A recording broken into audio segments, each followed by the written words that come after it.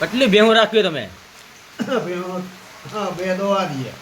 એ કે ને તમારા અસાર એમ કે ભેહું લાગે કે ના? એક વ્યાયામ છે. હા 500 છે બધા છે 100 જીવ. હા ગાય માતાજી. હા કેવું લાગે ચોમાસામાં ભેહું રાખ્યું? ભાઈ એમ જ લાગે પણ રાખવી પડે.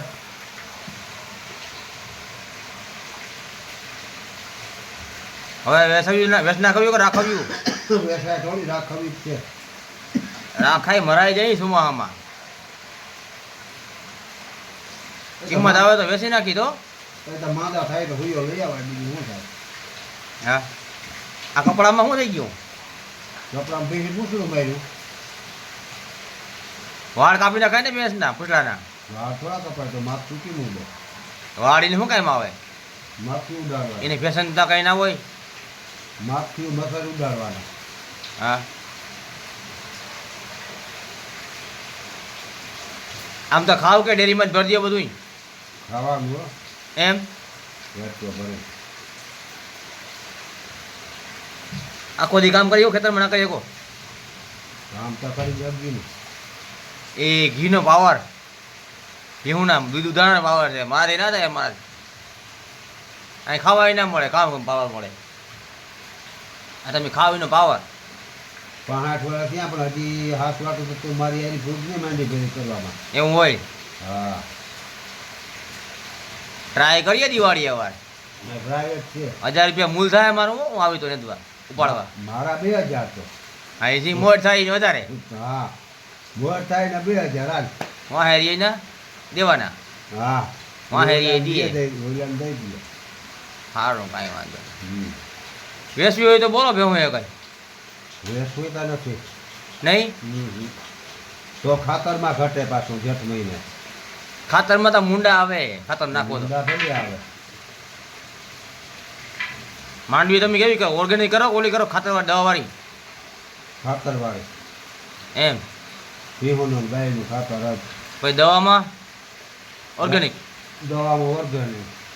આ બાપા છે ને ઓર્ગેનિક દવા છાંટે છે ખેતરમાં. તમારે કોઈને એની માંડવી લેવી હોય અને ખાવા માટે કે સિંગ તેલ લેવું હોય તો કમેન્ટ કરજો. સિંગ તેલ નથી કાઢતા પણ એ ઓર્ગેનિક માંડવી હોય તમારે લઈ અને ઘાણે પીલાવી લેવાની. બરાબર ને? કે સિંગ તેલ કાઢી દો. એ નથી કાઢતા એ આપણે ઘર પૂરતું કાઢવાનું. જો એ ઘર પૂરતું માંડવીનું તેલ એ ઘરનું કાઢી લઈએ. પછી જો એની આ ગાય રાખી છે. આ ગાય છે રાખી છે. આ 2 ભેહું છે અહીંયા. હજી પાછળ બાંધ્યું છે 4-5 ભેહું. જો આ સમુદ્ર જેવો દરિયો ખેતરમાંથી વહી જાય છે પાણી. આ છે ભાઈ ગામડાની મોજા. ગામડાની મોજ. 4 વર્ષથી અને 5 વર્ષથી તેલ લીધું નથી એમ દુકાનમાંથી. લ્યો તો શું વાંધો આવે તમને? નહીં કંઈ દગો હોય એમાં? તું ગાણે પીલાવી લેવાનો. એમ તો શું ફાયદો થાય એનાથી? એ ફાયદો જ થાય ને. શું ફાયદો? આપણો માલ રહેશે ડુપ્લિકેટ તેલ લેવું. બરાબર. ભેળસેળવાળું તેલ આવે કા? તો ભેળસેળ આવે ચોખ્ખું તમે ખાવાનું. બરાબર છે. સિંગ તેલ છે ચોખ્ખું લઈ જાઓ બાપા પણ ચોખ્ખું ના હોય. હા સરસ. તમને ચોમાસામાં એવી રીતે માલ ઢોરા ઓલા થાય કંટાળો ના આવે કપડાં બગાડના કરી? કપડાં બગડી જાય તો કપડાં પાછા ધોવાઈ જાય ને બદલી જાય. કેવા ખરાબ કપડાં કરી નાખ્યા? બેથી ઘડી બદલી જાય. હા બીજું કામ હોય. સારું લ્યો. સરસ.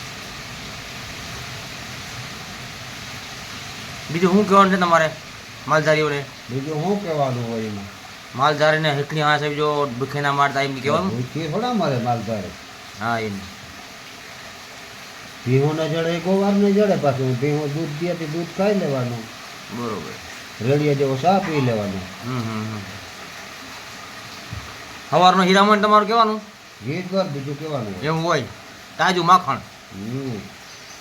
વાહ ભાઈ ધન્ય છે ભાઈ આ ગામડાની ધરતીને. ધન્ય છે ઓ. એના જીવનને પણ ધન્ય છે. મરી ગયા હેતીવાળા આપણે. ના મળે તાજું દૂધ કે ના મળે ચોખ્ખું ઘી.